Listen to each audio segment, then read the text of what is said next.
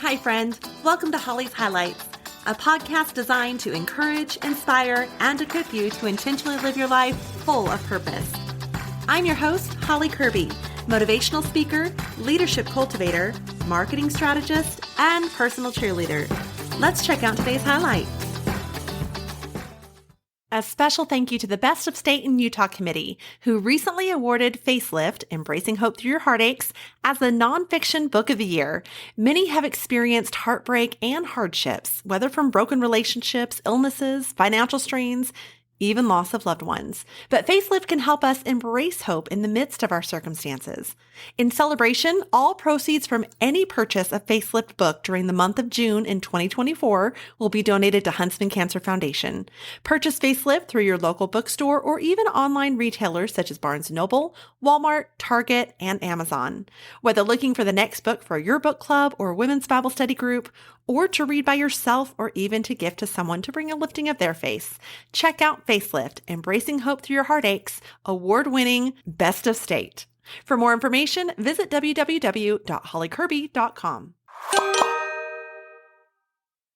Well, I hope you enjoyed your Father's Day weekend. My dad was pretty simple this year. He just wanted us to come over to his house and make one of his favorite meals that my mom used to make. I enjoy such simplicities of life, though, just being together in one another's homes and sharing a meal and good conversation.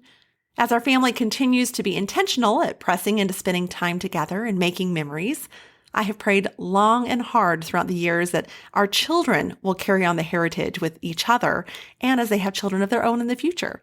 I'm so grateful for my children. Now, they both were recently gone over a weekend, and although I'll admit the house stayed perfectly spotless, well, I'd rather have a messy home filled with the presence, love, and laughter of my kiddos any day over a model-looking house. My parents have been such great examples to me in parenting. Let's face it, parenting can be hard. The challenges, the doubts, the insecurities, the worries, the guilt, the decisions. Since my mom passed away nearly 5 years ago, there have been so many times I wanted to ask her advice or how she would have handled a situation. So I've tried to be intentional in opportunities to ask my dad for parenting tips. And he recently shared with me his 5-step guide he's used while raising children. The first one, live a godly life yourself. Every day, in all circumstances. From the choices we make, the words we use, the things we watch, the friends we surround ourselves with, where we go, even such things as admitting our mess-ups and asking our children for forgiveness, being humble, being a good steward of how we use and treat and even maintain what God has entrusted to us, our character, our integrity, having a servant heart, living in peace, trusting God in all things. Yes, living a godly life ourselves. Number 2, be the parent. You, the parent, are to be in charge of your home. I think we've all seen examples of where the child obviously was used to being in charge. Parenting is a role entrusted by God to lead the home, not for the children to do so. Yes, we value being our children's friend, but our role is that of the parent. They aren't always going to agree with us or even like us, but research shows children do better with boundaries and structure as it makes them feel safe and feel secure. Have those tough conversations. Make those tough decisions. Be the parent. Number 3, intentionally pass along your faith. From what you believe and the importance of having a prayer life to how to handle life situations and growing in your personal relationship with the Lord. Pray with your children. Study God's word with your children. Attend church together, worship together, serve together. Have the deep conversations. As one of my mom's favorite verses, 3 John 1:4 says, I have no greater joy than to hear my children are walking in the truth. Intentionally pass along your faith. Number 4, seek Christian counsel. Now, you don't have to do it all on your own. Turn to fellow believers for their help or input. Listen to their wisdom in your parenting. This may be through books. May I recommend the Baby Wise books as well as The Strong-Willed Child by Dr. James Dobson. I may have some experience using those. Or it could be through parenting classes or groups. Focus on the Family has a great series broken down by topic, which is a great option with groups. Maybe it's having some mentors who have gone through the stage you're entering, and they can help provide insight and wise counsel, or even a shoulder to cry on. And yes, even if needed, an actual counselor. You aren't expected to know it all, to figure it all out, or even do it all on your own.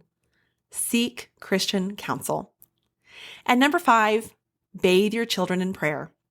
Their safety, their health, who they'll marry, the choices they'll make, decisions to be had, and above all, that they'll have a personal relationship with the Lord and continue to grow and walk with Him all the days of their life. After all, as James 5:16 tells us, that prayer is powerful and effective. I have no doubt my parents have been my biggest and strongest prayer warriors, something I've tried to be for my children too, praying such things for my children since in the womb and praying over them as they sleep, alongside them at meals, with them on the way to school, for them throughout their day. Bathe your children in prayer. See, in a world where there seems to be an app for everything, there's not necessarily one for raising our kids. 2 tools that still help me as a parent include the website called Plugged In, which provides insights into movies and TVs, music, games, books, YouTube channels, blogs, podcasts, you name it. This is often my go-to to check out what my kids want to see or listen to, as it provides positive and spiritual elements, any sexual or violent content, lets you know of any language or other negative elements, and just helps me make a more wise decision on what to allow or not to allow for my kids. And then another tool is signing up for Focus on the Family's weekly email, where you'll receive information that fits your child's age and stage, and even an annual email of content to help in that child's year ahead. That's at focusonthefamily.com. And yes, we may have just celebrated Father's Day, but I believe every mom needs to watch Mom's Night Out movie. If you have not seen it, it is hilarious. I think we can all relate with that movie, and if nothing else, it'll just provide you with a really good laugh. Yes, parenting, my friends, is hard, but it is so important.